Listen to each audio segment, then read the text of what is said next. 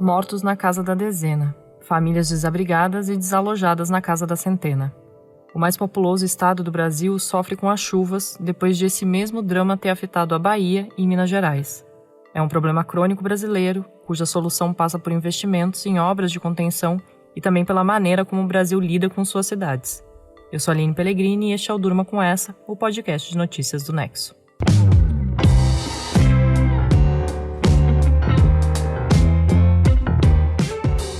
Olá, eu sou o Conrado Corsaletti, estou aqui com a Aline para apresentar esse podcast que vai ao ar de segunda a sexta, no fim da tarde e início da noite, sempre com notícias que podem continuar a ecoar por aí.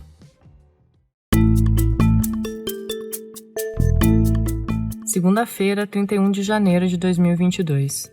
Dia em que o estado de São Paulo contabilizou mais de 20 mortos vítimas de soterramentos e afogamentos, a maioria em cidades da região metropolitana da capital paulista. Entre os mortos estão um bebê, crianças e um adolescente e membros da mesma família. Em vários lugares, o trabalho de resgate ainda não acabou e mesmo o número de desaparecidos ainda está sendo contabilizado. Entre as cidades que registraram mortes nos últimos dias estão Franco da Rocha, Francisco Morato, Embu das Artes e Arujá, na Grande São Paulo. Tem também Várzea Paulista, Jaú e Ribeirão Preto, no interior. Todo o estado está sob alerta para o perigo das chuvas desde sábado. Vem chovendo muito em janeiro, acima da média histórica para o mês, que é sempre um mês chuvoso, afinal estamos no verão. Segundo o governo estadual, algumas cidades tiveram mais precipitações nas últimas 72 horas do que o previsto para o mês inteiro. A Defesa Civil Estadual divulgou que está na casa dos 600 o número de famílias que tiveram que deixar suas casas devido à destruição que já ocorreu ou por estarem em locais de alto risco. Entre elas estão os desabrigados, que são aqueles que precisaram recorrer a abrigos públicos, e os desalojados, que estão nas casas de parentes e conhecidos. Os estragos e mortes foram causados por inundações, transbordamento de rios, enxurradas e deslizamento de terra. Cidades ficaram alagadas e rodovias foram interditadas. Uma das cidades mais afetadas e com maior número de mortos é Franco da Rocha, na Grande São Paulo. As partes baixas da cidade ficaram debaixo d'água e a prefeitura está sob alerta porque a represa Paiva Castro, que fica ali perto, atingiu o limite de capacidade para manter as comportas fechadas. Isso gera o risco da represa precisar, em algum momento, abrir essas comportas e causar mais alagamentos na cidade. O governo do estado anunciou a liberação de 15 milhões de reais para 10 cidades atingidas pelas chuvas. 5 milhões devem ir para Franco da Rocha. Você vai ouvir agora o secretário de Desenvolvimento Regional de São Paulo, Marco Vignoli, numa entrevista nesta segunda-feira para o canal CNN Brasil, falando sobre como esse dinheiro deve ser gasto. Histórica, nós estamos fazendo investimento em 2 novos piscinões, 70 milhões de reais, para poder dirimir esse impacto ali na região, e esses 5 milhões agora estão sendo destinados para aluguel social, ou seja, essas famílias desalojadas, desabrigadas, vão ter durante 3 meses esse apoio do Estado para moradia, para obras emergenciais nas encostas, né, para poder segurar esse impacto que vai se dar nesse mês de fevereiro. Nós vamos seguir com chuvas aqui no estado de São Paulo e também recomposição asfáltica, outras questões relevantes na infraestrutura do município, né? O critério adotado. O Marco Vignoli, secretário estadual, fala aí de 2 tipos de medida. Ele cita a construção de piscinões, que são um tipo de iniciativa estrutural para tentar evitar que as chuvas tenham efeitos tão trágicos na população. E ele fala das medidas de emergenciais, como aluguel social e obras para encostas para mitigar problemas nas próximas semanas, quando as chuvas devem continuar. Esse tipo de atuação do poder público está previsto em lei, mas ainda não é aplicado como devia no Brasil. A Constituição e a Lei Orgânica de Assistência Social também prevêem a necessidade de o Estado brasileiro amparar vítimas de desastres naturais. Mas o principal texto que estrutura medidas específicas com esse fim é a Política Nacional de Proteção e Defesa Civil, que foi criada pelo governo federal só em 2012. A própria criação desse marco legal é um exemplo de como esse tema é historicamente negligenciado no país. A lei só foi aprovada depois de várias tragédias em decorrência da chuva, em especial os temporais que mataram cerca de 900 pessoas na região serrana do Rio de Janeiro em 2011. Essa política nacional incentiva a criação de um sistema de informações e monitoramento de desastres e estabelece medidas para a prevenção desse tipo de episódio. Define também ações para amparar as vítimas durante e depois desses eventos. Essa responsabilidade é dividida entre 3 diferentes níveis de governo: o nível municipal, o nível estadual e o nível federal. Quando uma área é afetada por um desastre natural, entram em estado de emergência ou calamidade pública. Aí, ela recebe prioridade da Defesa Civil. Entre as medidas usadas geralmente para o apoio de vítimas de desastres estão a transferência de renda e de benefícios sociais. Além disso, os governos costumam propor ações para a recuperação da infraestrutura dos locais afetados pelos desastres, como vias públicas e estradas. Estados e municípios podem pedir o apoio da Defesa Civil do governo federal, que envia equipes a esses locais para minimizar os impactos do evento sobre a população e tentar restabelecer a normalidade.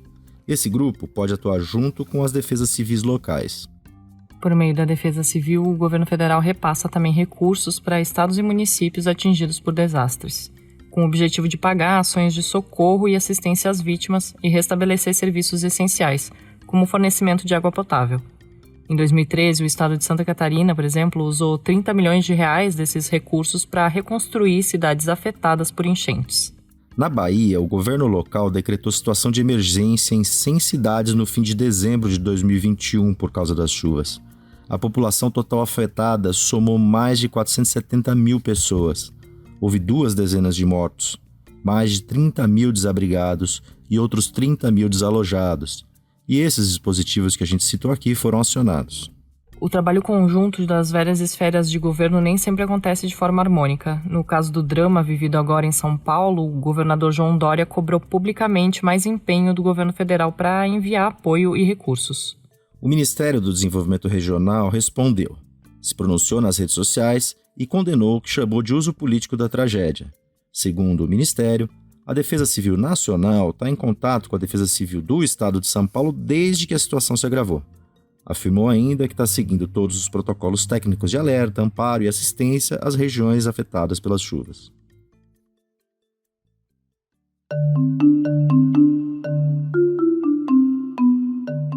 A gente falou sobre as medidas de contingência após a situação ficar ruim em São Paulo, mas existem medidas estruturais necessárias para evitar que isso venha de fato a ocorrer.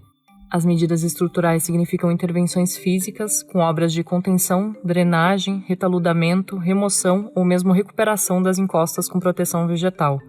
Os piscinões citados pelo secretário paulista no áudio que a gente ouviu integram essas medidas estruturais. O papel que o ser humano tem na gestão do uso do solo, tanto nas cidades quanto no campo, é central nesse tema. Alguns elementos costumam aparecer nesses cenários como agravantes para os alagamentos, enchentes e deslizamentos. Por exemplo, a ocupação desordenada do território, o acúmulo de lixo e a falta de planejamento urbano no geral. Em termos ambientais, a destruição da mata ciliar dos rios, a ocupação das áreas de várzeas e o desmatamento das encostas estão diretamente relacionados aos efeitos danosos das chuvas. O desflorestamento fragiliza o solo e as construções irregulares fazem ele ficar instável, mais exposto a deslizamentos. Ligado ao problema de planejamento urbano, algo que é comum no Brasil como um todo, está a questão das construções irregulares, em zonas de risco, em áreas de risco. Essas construções não têm um padrão técnico adequado e ficam vulneráveis em dias de chuva forte. É uma consequência da desigualdade social brasileira. Especialistas sempre lembram que é preciso investir de forma mais consistente no planejamento das cidades, com ampliação de áreas verdes, de pavimentos permeáveis, calçadas e telhados verdes, sistemas de bacias de contenção e piscinões associados a praças e parques. Essas medidas podem trazer melhorias de diversas formas, ajudam no microclima e contribuem para reduzir os impactos de eventos extremos. Esse é um ponto com que o mundo vai ter que conviver cada vez mais. As mudanças climáticas pelas quais passa o planeta acabam por fazer com que esses eventos extremos sejam mais recorrentes. Às vezes tem chuva demais, às vezes tem seca demais. Quem fala no aumento desses eventos extremos é um relatório do IPCC, o painel intergovernamental sobre mudanças climáticas da ONU, as Nações Unidas. Esse relatório é de 2021. Diversos países têm registrado desastres ambientais severos nos últimos anos, seja chuva, seja seca, seja incêndio florestal. A empresa de serviços de meteorologia Climatempo afirma que as chuvas devem continuar no estado de São Paulo ao longo da primeira semana de fevereiro. É algo que também atinge o Paraná e o Mato Grosso do Sul. A previsão é de que esses estados tenham chuva acima da média. A lista de coisas a se fazer no Brasil é extensa. Vai da parte estrutural das cidades, passa pela necessidade de obras, pelo aprimoramento dos mecanismos de alerta à população e pelas medidas de contingência. São passos largos e necessários para que esse tipo de desastre não continue ocorrendo, como ocorre quase todo verão.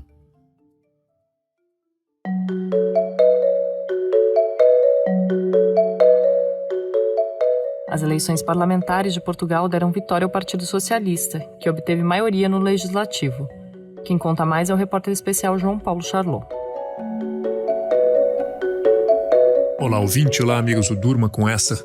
O Partido Socialista foi o grande vencedor das eleições nacionais que aconteceram ontem em Portugal.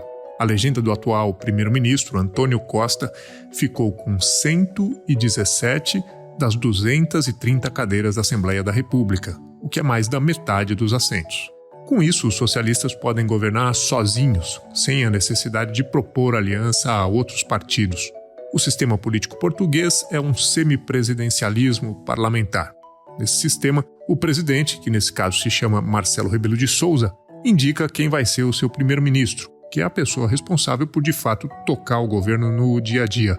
Em tese, o presidente poderia indicar qualquer um para primeiro-ministro, mas só em tese, porque na prática a pessoa indicada para o cargo precisa ter o apoio da maioria da Assembleia da República. Então, na prática, o presidente precisa indicar alguém que seja aceito pelos parlamentares. Como o Partido Socialista garantiu a maioria absoluta dos assentos, a recondução do socialista António Costa para um novo mandato é o que vai acontecer. Eu conversei hoje de manhã com o português Rui Cunha Martins, que é pesquisador da área de ciência política na Universidade de Coimbra. Eu perguntei a ele por que os socialistas vão bem em Portugal, mas patinam em outros países da Europa, como a França, o Reino Unido, a Alemanha, por exemplo. Ele me explicou alguns matizes importantes da política local. Primeiro, o Partido Socialista de Portugal é um partido de centro ou centro-esquerda, ao contrário do que o nome pode sugerir para alguns. Ele é tido como um partido mais moderado, quando comparado, por exemplo, com o Partido Comunista Português, que ficou com uma bancada de apenas 6 parlamentares. Depois, ele me explicou que há uma legenda de extrema-direita em Portugal chamada Chega, e que essa legenda tinha um parlamentar. Agora tem 12. Muitos eleitores tiveram medo de que, se a direita moderada ganhasse, ela tivesse de se coligar com o partido Chega de extrema-direita. Com isso, muitos eleitores que não querem nem ouvir falar da extrema-direita em Portugal decidiram apostar tudo nos socialistas, dando essa maioria folgada que vai permitir a essa legenda, que está no poder desde 2015, governar o país por mais 4 anos.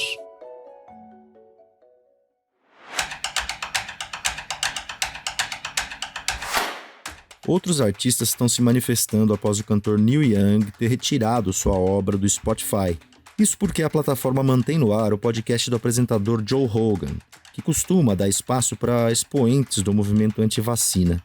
A cantora Joni Mitchell também pediu para tirar suas músicas do serviço, e a escritora Brené Brown disse que não vai publicar podcast na plataforma até segunda ordem. O César Gaglione, redator aqui do Nexo, está escrevendo sobre como o mercado de streaming se mexe diante desse episódio. César, primeiro, como foi a reação do Spotify depois dessa decisão do Neil Young e de outros artistas? A reação do Spotify foi gerenciar a crise de relações públicas. A plataforma fez isso publicando um comunicado oficial do Daniel Ek, CEO da empresa, e tornando públicas as políticas de moderação de conteúdo dos podcasts. O executivo disse, abre aspas, com base no feedback dado pelos usuários nas últimas semanas, ficou claro para mim que temos uma obrigação de trazer mais equilíbrio e acesso a informações que são consenso entre a comunidade médica e científica, fecha aspas.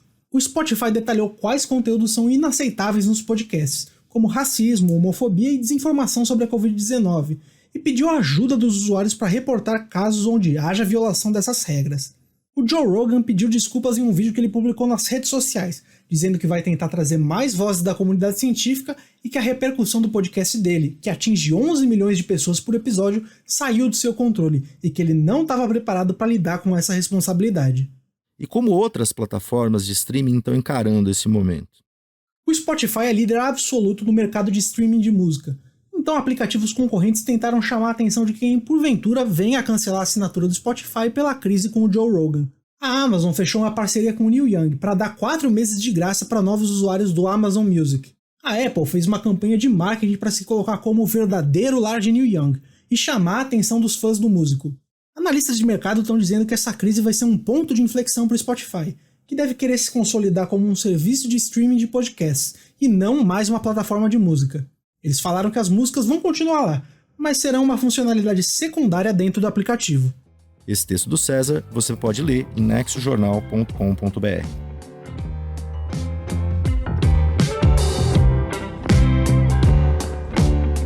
Da assistência às vítimas das tragédias, das chuvas, passando pela eleição parlamentar de Portugal e terminando com a disputa de plataformas de streaming de áudio, durma com essa.